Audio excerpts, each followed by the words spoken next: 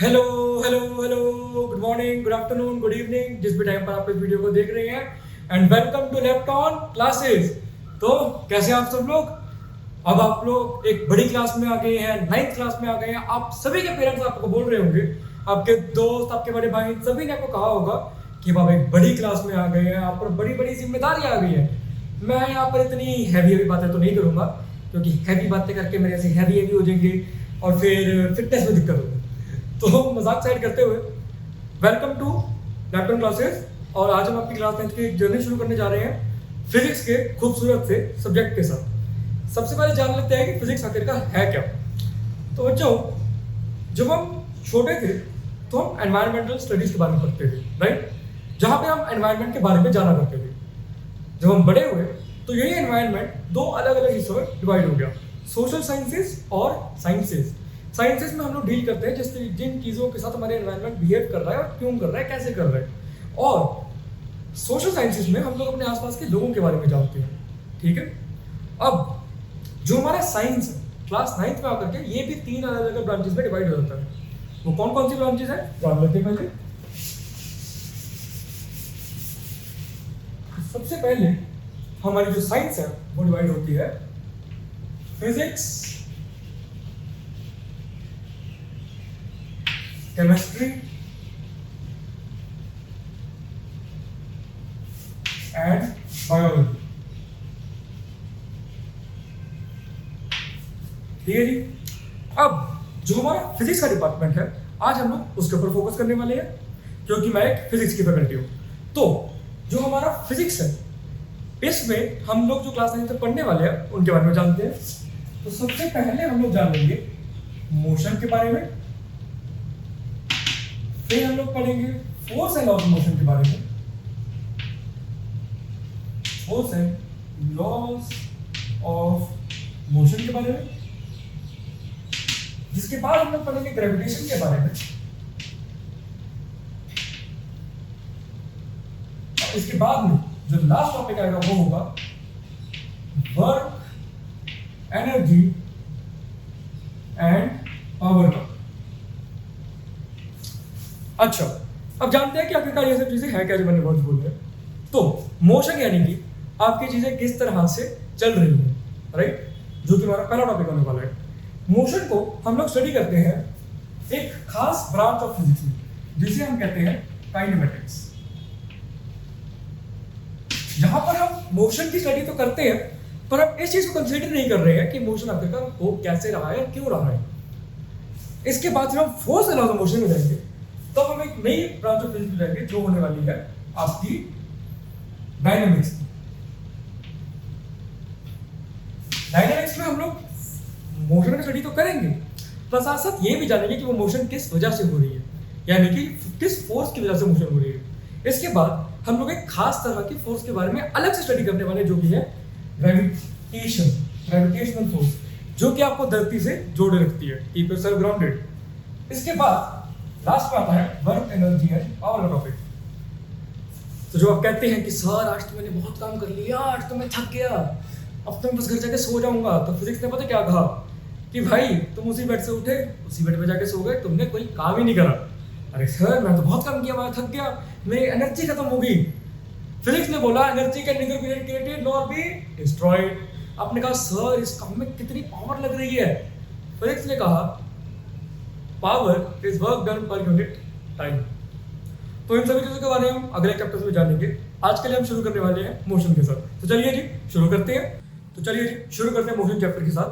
तो यार हमारी जो फिजिक्स है ना, वो बड़ी प्यारी चीज है।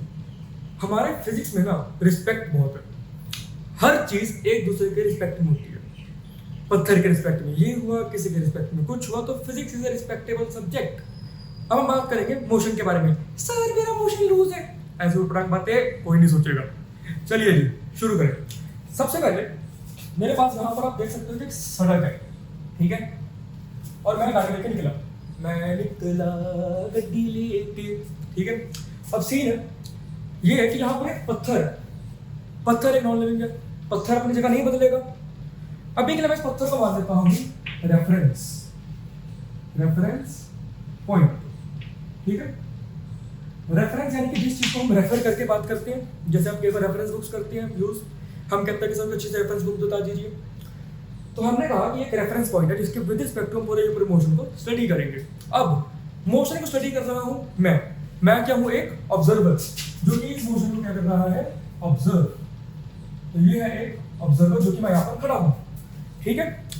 अब मेरे पास में यहाँ पर दो अलग अलग चीजें हैं, ठीक है।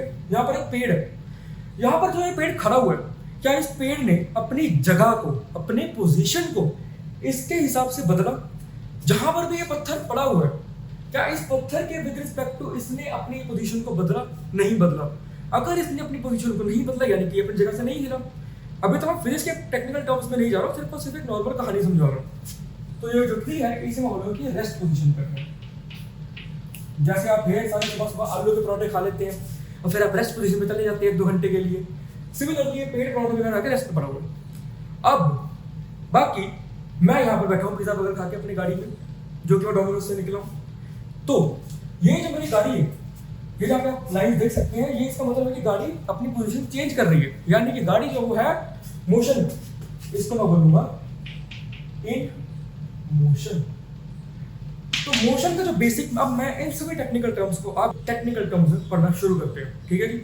सबसे पहले रेस्ट का मतलब एक ऐसा स्टेशनरी ऑब्जेक्ट जिसके विद रिस्पेक्ट टू मोशन की हम लोग स्टडी कर रहे हैं, उसे हम लोग रेफरेंस पॉइंट कहते हैं, ठीक है। अब इसके साथ साथ हम लोग यार केमिस्ट्री पढ़ते थे ना, हम लोग कहते थे सर मैटर की स्टेट्स होती हैं, कुछ स्टेट्स ऑफ मैटर में सॉलिड, लिक्विड, गैस होता है। इसी प्रकार से हमारे फिजिक्स में भी एक स्टेट होती है कि क्या मेरा ऑब्जेक्ट एक स्टेट ऑफ रेस्ट पे है या फिर मेरा एक ऑब्जेक्ट जो है वो एक स्टेट ऑफ मोशन में है। अगर वो मोशन में तो किस प्रकार की मोशन कर रहा है, ठीक है जी। तो मैं एक ऑब्जेक्ट या फिर एक बॉडी को रेस्ट पोजीशन में तब कहूंगा जब वो अपने पोजीशन को किसी स्टेशनरी ऑब्जेक्ट जिसको मैंने एज अ रेफरेंस पॉइंट मानना है, उसके विद रिस्पेक्ट टू अपनी पोजीशन को चेंज नहीं कर रहा है विद रिस्पेक्ट टू टाइम। एक बहुत महत्वपूर्ण बात है जो कि बहुत लोग भूल जाते हैं। बच्चे ये लिखाते हैं एग्जाम में कि सर पोजीशन चेंज नहीं होती, लेकिन वो ये भूल जाती है कि पोजीशन टाइम के विद रिस्पेक्ट टू नहीं चेंज हो रही और रेफरेंस पॉइंट के विद रिस्पेक्ट टू नहीं चेंज हो रही। पोजीशन चेंज हो रही है या नहीं उतनी बात नहीं है, सिर्फ और सिर्फ किसके विद रिस्पेक्ट टू हो रही है, क्योंकि as I said physics is a very respectable subject. Newton बाबा ने एक कॉन्सेप्ट दिया जी का, न्यूटन जी। क्या बात है सर, कॉमेडी कर दो, ठीक है जी। अब बात करते हैं मोशन के बारे में। मोशन कब है? जैसे मैंने कहा हम अपनी पोजीशन को चेंज कर रही है with respect to time and stationary object taken as a reference point. तो मैं पूरी की पूरी कहानी आपको इंग्लिश में बताऊंगा, फिर मैं साइड हो जाऊंगा, आप एक स्क्रीनशॉट लेंगे या फिर इसे नोट करेंगे, अच्छे अच्छे नोट्स बनाएंगे, या फिर आपके सहूलियत के लिए ऑलरेडी डिस्क्रिप्शन बॉक्स में नोट्स का लिंक दिया जाएगा, आप वहां से जाकर इन्हें डाउनलोड कर सकते हैं, ठीक है जी। चलिए आगे चलते हैं। सो रेफरेंस पॉइंट का क्वेश्चन क्या है? A stationary object with respect to which motion is studied is known as reference point.